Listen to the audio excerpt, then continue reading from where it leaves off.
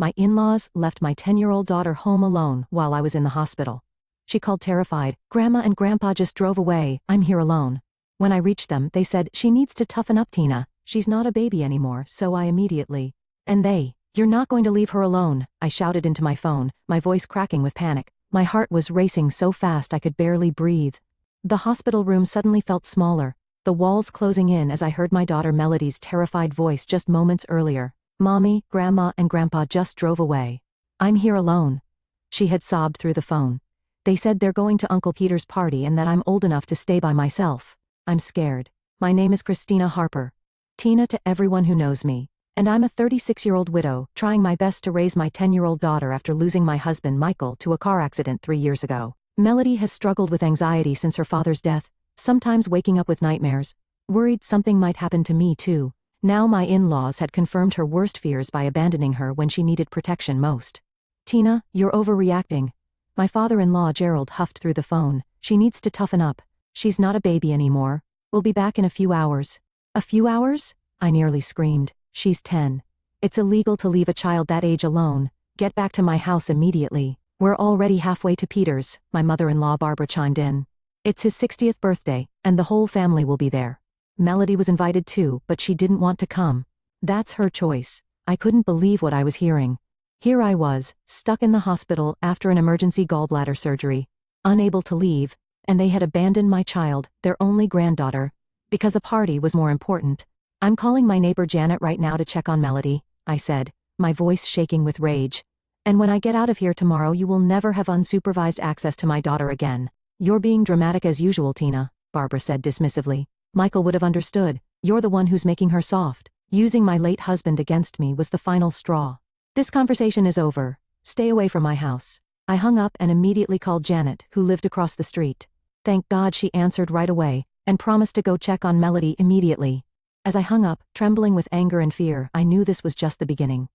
Something felt horribly wrong in my chest, not from the surgery, but from this deep betrayal by the people who were supposed to help protect what matters most to me. Michael's parents had always undercut my parenting, but this crossed an unforgivable line. Growing up without consistent guidance, I promised myself I'd be different with my own family. Michael and I met in college. He was studying engineering while I pursued a degree in education. We had Melody when I was 26, and we were blissfully happy building our lives together. But Barbara and Gerald never quite approved of me. They thought their son had married beneath him, and they made subtle comments about how I kept house or parented Melody.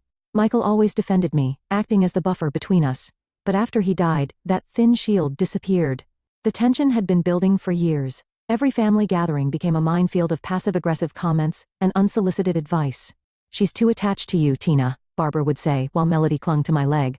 "Michael was never like that with me." "That's because we taught him independence early," Gerald would add. "You're making her weak." I tried to maintain a relationship between them and Melody despite these challenges. They were her only connection to her father, and I believed having grandparents in her life was important. So I swallowed my pride, nodded along to their critiques, and kept the peace for Melody's sake. 3 days ago, I woke up with excruciating abdominal pain. After rushing to the ER, doctors diagnosed me with acute cholecystitis. My gallbladder needed to come out immediately. Panicked about Melody, I called everyone I knew. But my closest friends were out of town, and Janet could only help part-time due to her work schedule. In desperation, I called Barbara and Gerald. They agreed to stay at our house for the 3 days I'd be hospitalized, seemingly happy to help. Relief washed over me as I went into surgery, believing Melody would be cared for.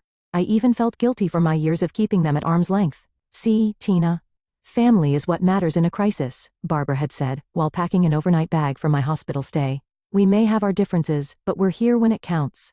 I believed her. I trusted them with the most precious person in my world. Yesterday I had called to check in, and everything seemed fine. Melody sounded a bit quiet, but I assumed it was just her missing me. There was no hint that today they would decide my daughter, their granddaughter, was an inconvenience they could abandon for a party. Now, as I waited for Janet to call back, I realized this wasn't just a one-time lapse in judgment. This was who they truly were, and I had been blind to the danger. Janet called back 10 minutes later. "I'm with Melody now," she reassured me. "She's upset, but okay. I've brought her to my house, and she's having cookies with my son. I can keep her until you're discharged tomorrow." Relief flooded through me. "Janet, I don't know how to thank you." "Don't thank me," she said firmly. "What they did was child abandonment. Tina, you need to report this." I hesitated. They're her grandparents, Michael's parents, and they left a 10-year-old child alone in a house for a party. Janet's voice hardened. You had emergency surgery. What if there had been complications? What if you couldn't come home tomorrow? She was right. The reality of what could have happened hit me like a physical blow. What if there had been a fire? What if Melody had been injured? What if someone had broken in? That evening I made a difficult call to Child Protective Services from my hospital bed. The social worker's voice was kind but serious as she took down my statement. She explained this wasn't just a family disagreement. It was a clear case of child endangerment. We'll need to investigate and document this incident, she explained. Abandoning a child that age is considered neglect under state law. As I hung up, my phone immediately rang again. It was Gerald. What the hell, Tina?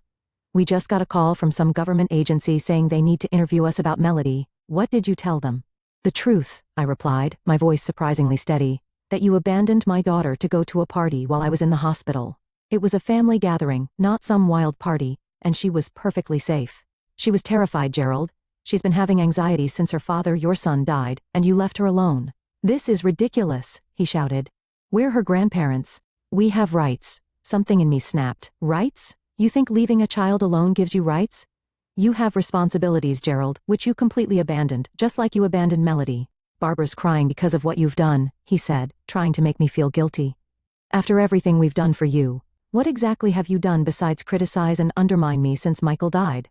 My voice was shaking now, but with anger rather than fear. Tell Barbara I'm sorry she's upset, but I'm more concerned about my traumatized daughter. I'll be home tomorrow, and I don't want either of you at my house. You can't keep us from seeing Melody, he thundered. Watch me, I replied, and hung up. That night, my hospital room felt cold and empty. I stared at the ceiling, second-guessing myself, wondering if I'd overreacted. But every time I closed my eyes I heard Melody's frightened voice. Mommy, I'm here alone. No, I hadn't overreacted. If anything, I had been too tolerant for too long. The hospital discharged me the next morning.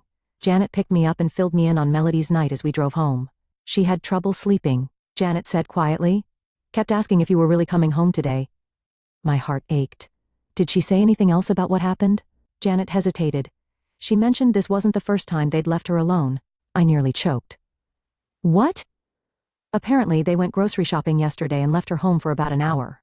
She didn't call you because they told her not to bother you while you were recovering. White-hot anger surged through me. They had abandoned her twice and manipulated her into keeping quiet about it? When we arrived at Janet's house, Melody flew into my arms, clinging to me like she used to after Michael died. Mommy, you're back. She sobbed into my shoulder. I'm here, sweetie, I whispered, fighting through the pain of my surgical incision to hold her tight. I'm so sorry about what happened. Later that afternoon, after settling back into our home, I changed the codes on our electronic door locks. I was still moving slowly from surgery, but determination pushed me forward as I called a locksmith to change the physical locks as well. Melody watched me with wide eyes. Are Grandma and Grandpa coming back? She asked quietly. I sat beside her on the couch, choosing my words carefully. Not for a while, honey. What they did was wrong and dangerous. They said I was being a baby, Melody whispered. Grandpa said Daddy wouldn't be proud of me being so scared. Fury rose in my throat. Using Michael against our daughter was unforgivable. Your daddy would be incredibly proud of you, I said firmly. You were brave to call me when you felt unsafe. That was exactly the right thing to do. By evening, my phone was buzzing constantly with texts and calls from Gerald, Barbara, and even Michael's brother Peter. I finally answered Peter's call. Tina, you need to calm down. He started. Mom and Dad are beside themselves. They're saying you reported them to child services and changed the locks? They abandoned my daughter, Peter, twice. My voice was ice. They left a 10-year-old alone to attend your birthday party. Look, they made a mistake. A mistake? I interrupted. A mistake is forgetting to pick someone up from soccer practice. Deliberately leaving a child alone after being trusted with her care is a choice. They're family, Tina, Melody's grandparents. Being family doesn't give them the right to endanger my child, I replied. Would you leave your kids alone at that age? His silence was telling. That's what I thought, I continued. I've filed a formal report, and yes, I've changed the locks. They're not welcome in my home until they acknowledge what they did and take steps to earn back my trust. After hanging up, I found 3 voicemails from Barbara, each progressively more hostile. Tina, this is absurd. Gerald and I have never done anything but love Melody. The first one began. The second. You're turning our granddaughter against us. Michael would be horrified by your behavior. And the third left just minutes ago. We're consulting with a lawyer about grandparents' rights. You can't keep us from seeing Melody. You've gone too far this time. I deleted them all, hands shaking. I knew the threat about grandparents' rights might not be empty. They had the resources for legal action. But I also knew I had documentation of their neglect, and protecting Melody was worth whatever battle lay ahead. As I tucked Melody into bed that night, she looked up at me with teary eyes. "Am I in trouble with Grandma and Grandpa?" "No, sweetheart," I assured her. "They're the ones who made a bad choice, not you. You're safe now." But as I kissed her goodnight, I wondered if any of us were truly safe from what was coming next.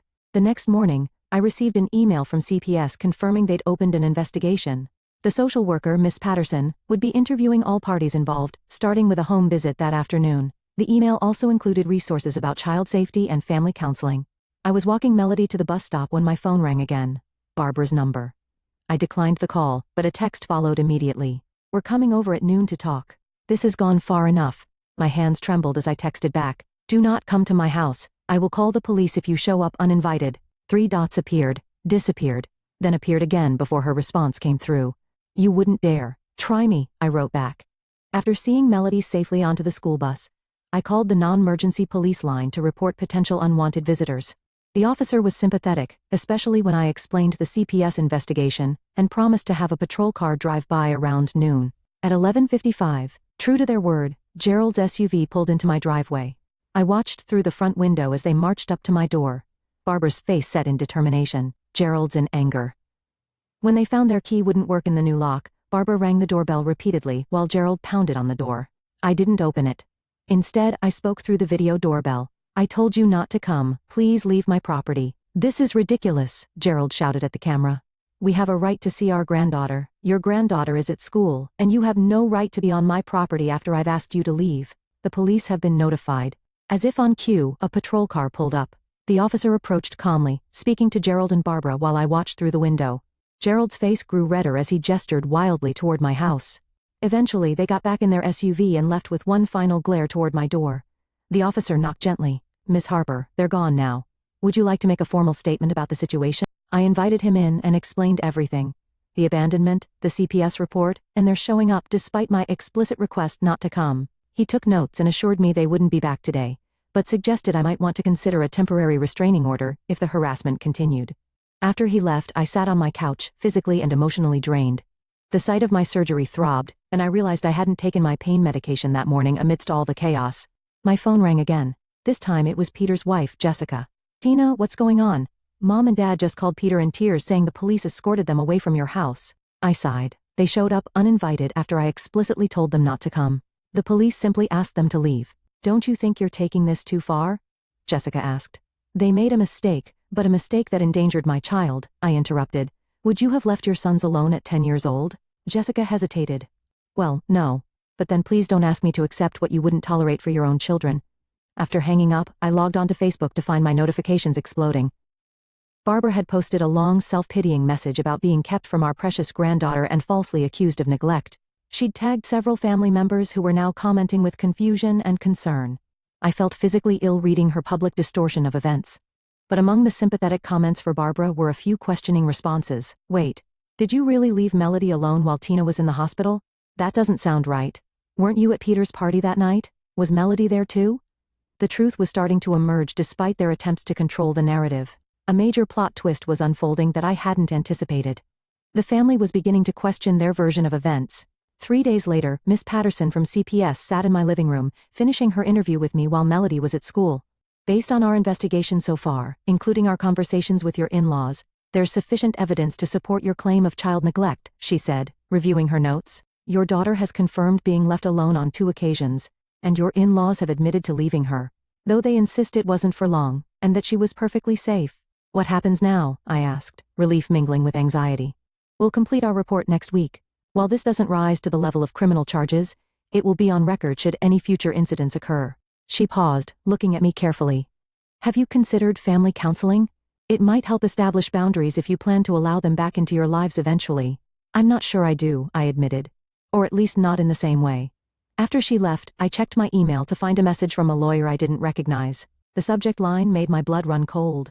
"Representation for Gerald and Barbara Miller, RE grandparent visitation rights." My hands shook as I opened it. The letter was formally worded but clear. Gerald and Barbara had retained counsel to pursue legal visitation rights with Melody. It cited their close and meaningful relationship with their granddaughter and claimed I was alienating them without just cause. Without just cause? My surgical incisions still hurt when I moved too quickly, a constant reminder of the moment my in-laws had chosen a party over my daughter's safety. I forwarded the email to my friend Elaine, who was an attorney, asking for her advice. She called me within minutes. First, don't panic, she said. Second, they're overplaying their hand. Grandparents' rights cases are notoriously difficult to win, especially with an active CPS finding of neglect. I'd be happy to represent you if it comes to that. Thank you, I said, my voice breaking. I just don't understand how they've twisted this around so completely. They're acting like they're the victims.